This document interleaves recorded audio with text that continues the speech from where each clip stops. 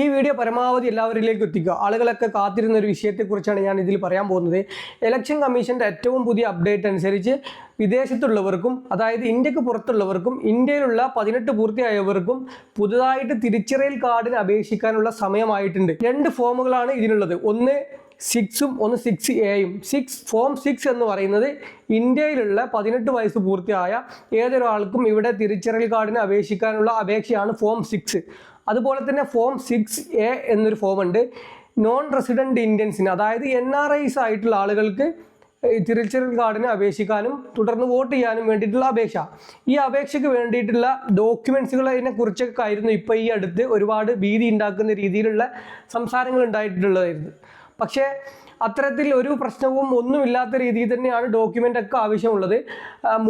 മുൻകാലങ്ങളിലൊക്കെ എങ്ങനെയായിരുന്നോ ഒരു പുതുതായിട്ട് വോട്ട് ചേർത്തിരുന്നത്, അതുപോലെ തന്നെയാണ് ഇപ്പോഴും വോട്ട് ചേർക്കാനുള്ള അപേക്ഷ നൽകേണ്ടതും അതിനാവശ്യമായിട്ടുള്ള ഡോക്യുമെൻറ്റും.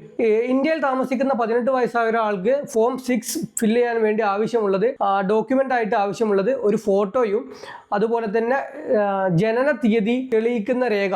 ജനനതീയതി തെളിയിക്കുന്ന രേഖയിൽ നിങ്ങളുടെ പാൻ കാർഡ് ആവാം, ആധാർ കാർഡ് ആവാം, SSLC ബുക്ക് ആവാം, അല്ലെങ്കിൽ നമ്മുടെ പഞ്ചായത്തിൽ നിന്നോ മുനിസിപ്പാലിറ്റിയിൽ നിന്നോ ലഭിക്കുന്ന ജനന തീയതി രേഖപ്പെടുത്തിയിട്ടുള്ള ജനന സർട്ടിഫിക്കറ്റ് ആവാം. പിന്നെ ഒരു റെസിഡൻറ്റ് സർട്ടിഫിക്കറ്റും, അതായത് നമ്മളിവിടെ താമസക്കാരനാണ് എന്ന് തെളിയിക്കുന്ന ഒരു രേഖയും. ഇതിന് നിങ്ങൾക്ക് വേണമെങ്കിൽ ഇലക്ട്രിസിറ്റി ബില്ല് ഉപയോഗിക്കാം, റേഷൻ കാർഡ് ഉപയോഗിക്കാം, അങ്ങനെ മുമ്പ് ഉപയോഗിച്ചിരുന്ന ടെലിഫോൺ ബില്ല്, പാസ്പോർട്ട്, ഇങ്ങനെയുള്ള രേഖകൾ, അഡ്രസ്സ് രേഖപ്പെടുത്തിയിട്ടുള്ള ഏതൊരു രേഖയും നിങ്ങൾക്ക് ഉപയോഗിക്കാം.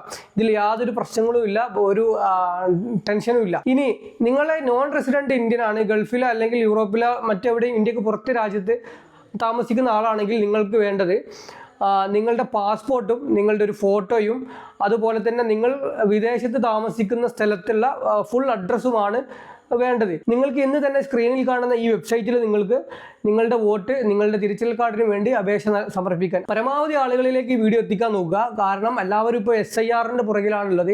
അപ്പോൾ പുതുതായിട്ട് വോട്ട് ചേർക്കാനുള്ള ഇത് സമയമായിട്ടില്ല, ഡിസംബറിലെ സമയമാവുള്ളൂ എന്നുള്ള ധാരണയിലാണ് ആൾക്കാരൊക്കെ നിൽക്കുന്നത്. പക്ഷേ അങ്ങനെയല്ല, സമയമായിട്ടുണ്ട്.